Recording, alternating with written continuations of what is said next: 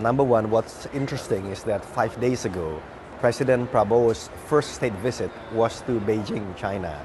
So to have both leaders here and talking about how the world should work together in this choppy weather is great. At the end of the day, Asia Pacific, this is the land of more than half of the world living here.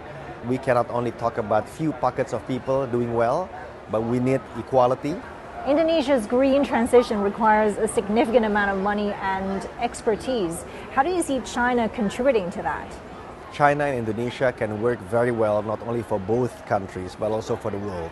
Number one, the technology for renewable energy, China is very much advanced. Whether that's solar, wind, hydro, and nuclear. And number two, in terms of processing critical minerals that Indonesia has. Nickel is just one example. With China technology of this smeltering to make it much more value-added products. And the third one, also on digitalization. So at least on those three fronts, China and Indonesia can and should work together, and everybody will benefit.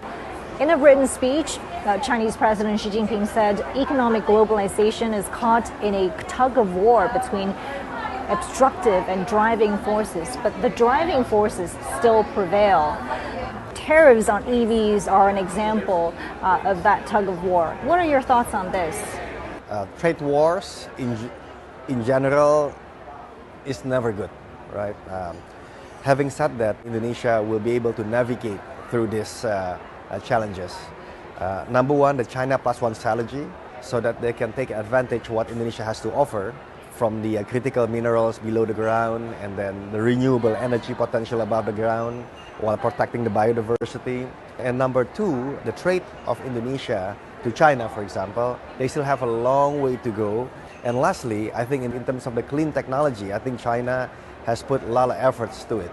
Now, in applying those technologies, Indonesia can be a nice hotbed for experiments and a huge market of 285 million people.